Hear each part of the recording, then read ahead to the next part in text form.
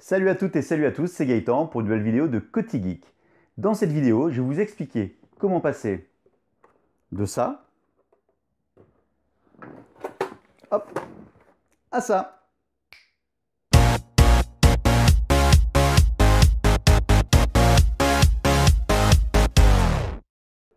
Alors ça, c'est quoi? C'est un serveur NAS Synology qui est notamment doté de 4 emplacements pour disque dur, 4, et qui vient donc remplacer celui-ci, qui est un serveur NAS Synology, qui était lui équipé de 2 disques durs. Je vous l'avais présenté rapidement dans cette vidéo, mais surtout une des grandes caractéristiques, en dehors du nombre de disques durs, c'est que ici j'ai une puissance beaucoup plus forte en termes de microprocesseur et de mémoire, alors qu'ici on était plutôt sur un modèle d'entrée de gamme. Pourquoi ce changement? Tout simplement, c'est que le microprocesseur que possède ce NAS ne permet pas de faire tourner tous les programmes destinés à Synology ou à des serveurs. Je pense notamment à tout ce qui est virtualisation, Docker, etc. Alors que celui-ci, c'est un modèle quasiment professionnel ou semi-professionnel qui, même si aujourd'hui est surdimensionné pour mes besoins, me permet de faire tout ce que je veux sans aucune limite en termes de puissance. Donc c'est une bonne chose.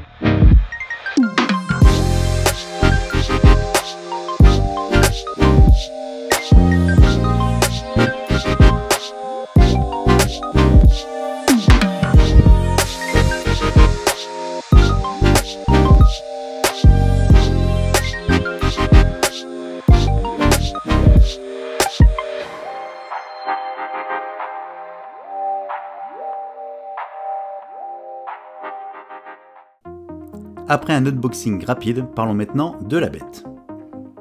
On retrouve déjà en façade une prise USB, ainsi que l'interrupteur de marche et d'extinction, également des LED qui permettent d'identifier les 4 disques durs et la mise en place, avec les 4 tiroirs d'insertion des disques durs.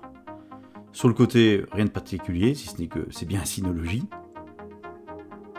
Derrière, on va retrouver 2 ventilateurs qui vont permettre d'aérer et de ventiler justement les disques durs concernés, 2 prises réseau, une prise SATA, les prises qui permettent d'alimentation électrique et à nouveau une nouvelle prise USB.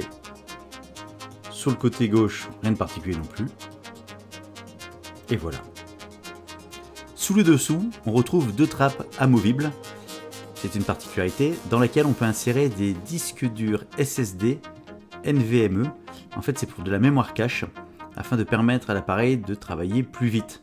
Là aussi, on est plutôt dans un usage professionnel que pour un usage d'un particulier.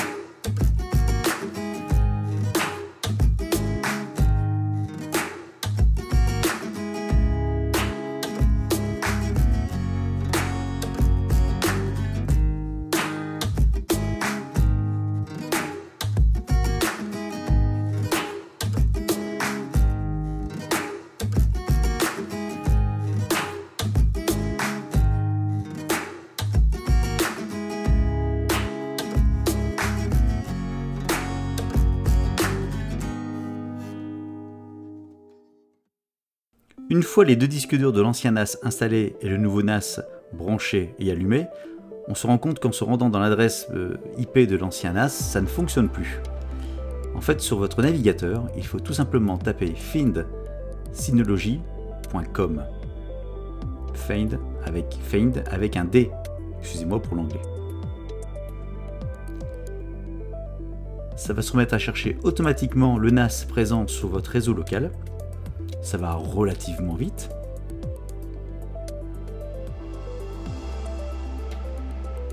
Pour preuve, il vient de trouver donc le nouveau NAS. C'est bien le 918+. Donc on clique sur commencer. On accepte le contrat de licence. On le laisse fonctionner. Il charge. Et là, il va se rendre compte qu'effectivement, il y a une migration possible entre l'ancien NAS, c'est bien celui-là, le DS216J, et le nouveau. Donc bien évidemment, ce qu'on veut, c'est migrer nos données sur le nouveau NAS. Il y a deux possibilités. Soit on fait une migration de l'ensemble des données et des paramètres, soit on migre uniquement les données et on remet le NAS par défaut. J'ai choisi la première option, à savoir la migration complète. Comme ça, je n'ai pas besoin de me prendre la tête à tout reparamétrer. On clique sur suivant. Et on lance l'installation. L'installation est assez rapide. Ça prend quelques minutes. Alors là, c'est en accéléré 4 fois. Et vous verrez que si vous prenez la vidéo, vous divisez par 4, ça a été quand même relativement rapide, puisque c'est deux disques durs de 4 Tera qui n'étaient pas pleins, mais pas loin quand même.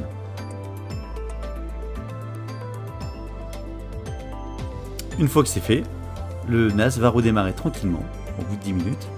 J'ai laissé tourner, il n'y a pas de bouton de redémarrage, donc je pense que pendant ces 10 minutes, il travaille quand même pour réaménager ses données.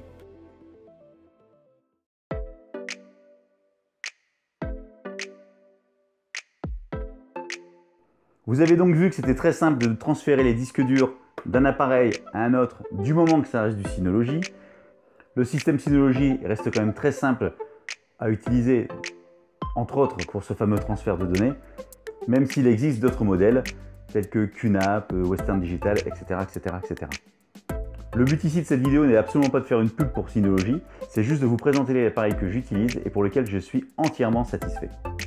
Petite précision, si vous avez la chance de posséder la fibre chez vous, pour Internet, ce type d'appareil est idéal. En effet, la vitesse de connexion est un élément clé pour pouvoir accéder à l'ensemble de vos données de l'extérieur, notamment si vous créez votre propre cloud et si vous voulez partager un maximum de fichiers. Même si ce n'est pas obligatoire la fibre, une très bonne connexion Internet, même si la fibre n'est pas obligatoire pour l'usage, bien évidemment, ça reste quand même une sacrée... Même si la fibre n'est pas obligatoire pour utiliser l'appareil, une très bonne connexion Internet, même si la fibre n'est pas obligatoire, vous pouvez toujours l'utiliser avec une connexion Internet ADSL faible, mais ça change vraiment.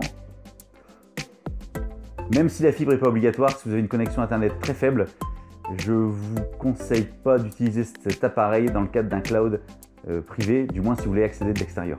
Voilà, cette vidéo se termine. C'est des formats assez courts, assez simples. J'espère que ce format vous plaît. N'hésitez pas à me laisser un petit commentaire pour me dire ce que vous en pensez. Je vous retrouve très prochainement pour une nouvelle vidéo de Cotigeek. D'ici là, n'hésitez pas à mettre un petit pouce bleu et à vous abonner. À bientôt, salut!